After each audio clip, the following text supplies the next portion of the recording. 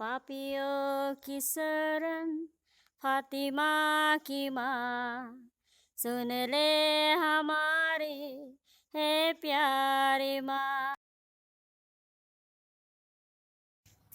पहला पाठ प्रेरित चरित अध्याय 16 पद संख्याएं 1 से 10 तक। इसके बाद वह देरबी और लुस्त्रा पहुंचा। वहां तीमती नामक एक शिष्य था जो ईसाई यहूदी माता तथा यूनानी पिता का पुत्र था। लुस्त्रा और इकोनियम के भाइयों में उसका अच्छा नाम था। पौलुस चाहता था कि वह यात्रा में उसका साथी बने। उस प्रदेश में रहने वाले यहूदियों के कारण उसने तीमती का खतना कराया,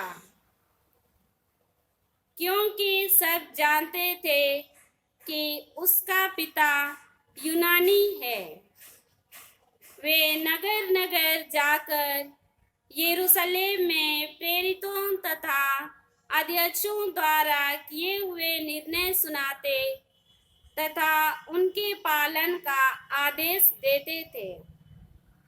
इस प्रकार कलीसियाओं का विश्वास दृढ़ होता जा रहा था और उनकी संख्या दिन दिन बढ़ रही थी।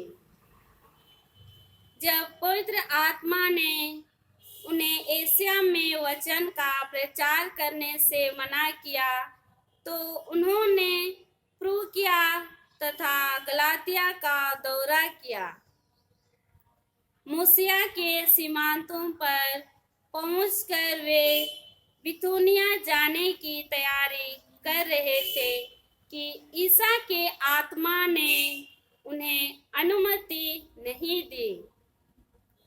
इसलिए वे मूसिया पार कर त्रोआस आए। वहां पौलुस ने रात को एक दिव्य दर्शन देखा। एक मकेदोनी उसके सामने खड़ा होकर यह अनुरोध कर रहा था, आप समुद्र पार कर मकेदोनिया आइए और हमारी सहायता कीजिए। इस दर्शन के बाद हमने यह समझकर तुरंत मकेदोनिया जाने का प्रयत्न किया कि ईश्वर ने वहां सुसमाचार का प्रचार करने के लिए हमें बुलाया है। यह प्रभु की वाणी है।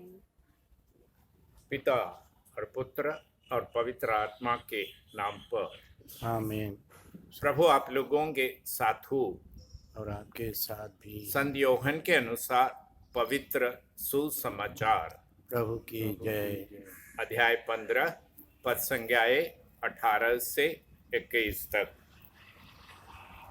यदि संसार तुम लोगों से वैर करे तो याद रखो कि तुमसे पहले उसने मुझसे वैर किया।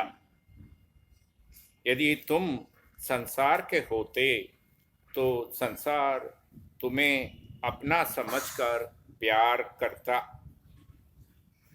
परंतु तुम संसार के नहीं हो, क्योंकि मैंने तुम्हें संसार में से चुन लिया है। इसलिए संसार तुमसे वैर करता।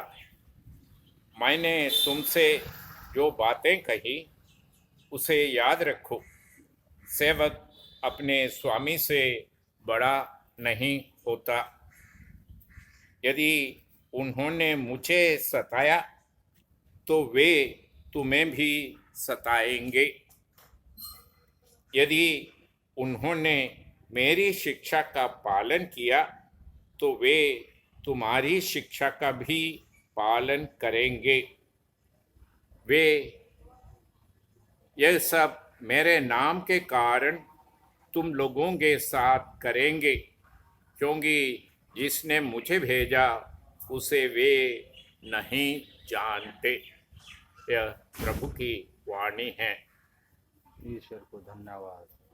क्रिस्त में प्रिय भाई और बहनों, आज प्रभु यीशु अपने शिष्यों को बता रहे हैं कि यदि वे यीशु के नाम पर, उनके नाम पर शिक्षा देंगे तो लोग उसे स्वीकार तभी करेंगे जब वे यीशु की शिक्षा स्वीकार करने के लिए तैयार रहते। प्रेरितों के कार्यकलाप में हम जानते हैं कि संत स्तेफनुस आत्मा से प्रेरित होकर ईश्वर की वचन सुनाया, और क्योंकि वे आत्मा से प्रेरित थे, कोई भी उनकी बात का खंडन नहीं कर सका। प्रभु कहते हैं, यदि लोग मेरी शिक्षा को ग्रहण नहीं करते तो तुम्हारी भी शिक्षा को ग्रहण नहीं करेंगे, क्योंकि जैसे वे उन्हें नहीं जानते, पिता को नहीं जानते जिसने मुझे भेजा है, वैसे वे तुम्हें भी नहीं जानते, क्योंकि मैंने तुम्हें संसार से चुन लिया है। यीशु के वचन को मिटाने के लिए, समाप्त करने के लिए शिष्यों पर अत्याचार किया गया। आदि शिष्य प्रताड़ित किए गए और उन पर घोर अत्याचार हुई, परंतु वे सम्राटे आज मिट गई, उनके नाम तक कोई नहीं जानते। परंतु वह यीशु जिनके लिए वे रक्त बहाए, खून बहाए, वे आज भी याद किए जाते हैं कि वही एकमात्र प्रभु और ईश्वर है। प्रिय भाई बहनों, प्रभु हमें वह शक्ति देते हैं, वह आत्मा देते हैं। प्रेरितों पर पवित्र आत्मा उतर आए और पवित्र आत्मा की शक्ति से बड़े सामर्थ्य के साथ, धैर्य के साथ विषम स्थितियों में विरोधों को सामना करते हुए यीशु के वचन सुनाते रहे। आज भी वे कार्य गतिमान हैं। हम भी प्रार्थना करें कि वह प्रतिज्ञात पवित्र आत्मा के सामर्थ्य पाने के लिए, पवित्र आत्मा के धैर्य, पवित्र आत्मा की शक्ति से हम संसार भर में, सब जगह में प्रभु की वाणी सुनाए। इन दिनों हम पेंतकोस्त पर्व की तैयारी में हैं, जहाँ प्रभु यीशु प्रतिज्ञात आत्मा को शिष्यों पर भेजने की पर्व सभा मना रही हैं।